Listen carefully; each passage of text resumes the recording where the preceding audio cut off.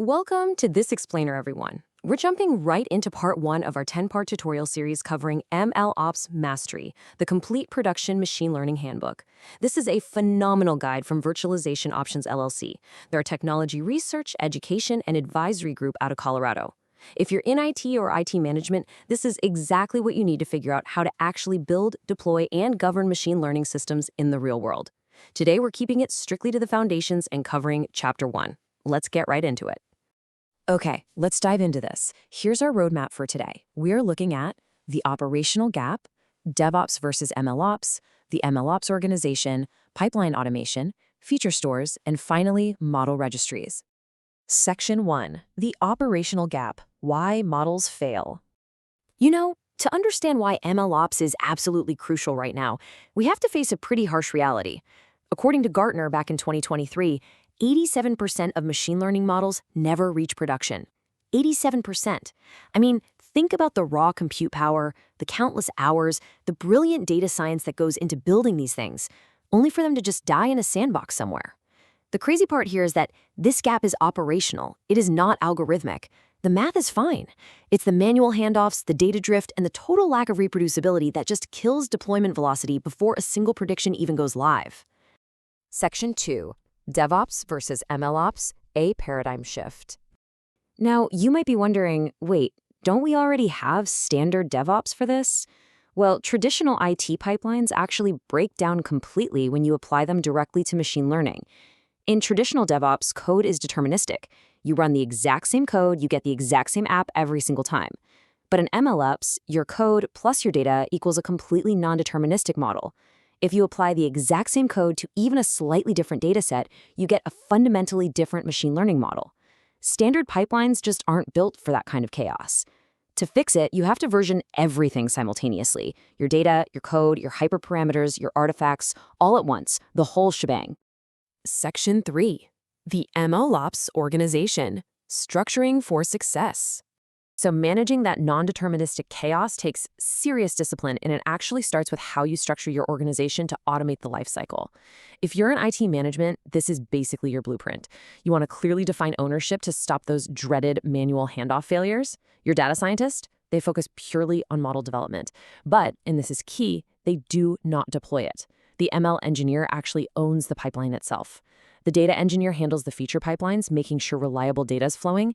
Then your platform engineer provides the underlying infrastructure, and your MLOps manager steps in to ensure governance and SLAs are met across the board. When the lanes are this clear, everything moves so much faster. And if you need to justify this kind of reorg or new platform investments, the business case is massive.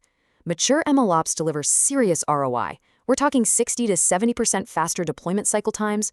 When things inevitably break, your incident response is 50% faster, mainly because you aren't hunting around trying to figure out what version of data was used 3 months ago. Plus, by sharing feature stores and registries, you literally get a 5x higher model reuse rate across projects. It's just a massive operational win. Section 4. Pipeline automation, walking the bridge. Let's move to the actual mechanics of pipeline architecture. These 5 steps form the bridge from raw data to a live, monitored production model. You have experiment tracking, the feature store, the model registry, serving infrastructure, and monitoring. But as I mentioned earlier, today's explainer is strictly our Chapter 1 deep dive into the foundations, so we are only tackling the first 3 steps today. Let's look at Step 1, experiment tracking and parameterization. Think of this as the flight data recorder for your pipeline. If you want to enable the exact replay of any historical run, you absolutely have to log all of this. The git commit hash, the specific dataset version, the hyperparameters used, the exact Docker image digest, and even the random seeds. Miss one of those? You cannot reproduce the model. And if you can't reproduce it, you are incredibly vulnerable to silent model degradation. Section 5. Feature stores, data validation, and serving. Moving to Step 2. Feature stores. This is where we manage and serve the data actually feeding these models. For UIT leaders weighing a build versus buy strategy, mapping out these platform options is pure gold. A feature store manages data for both offline training and low-latency online serving. If your team wants to build and manage it yourselves across any cloud, Feast is a fantastic open source choice. But if you want a fully managed solution to cut down operational overhead, you should look at AWS SageMaker's Dual Store, Google Vertex AI's serverless BigQuery-backed setup, or Azure ML, which ties right into Azure Data Factory beautifully. The right call just depends entirely on your existing enterprise stack. But here's the thing.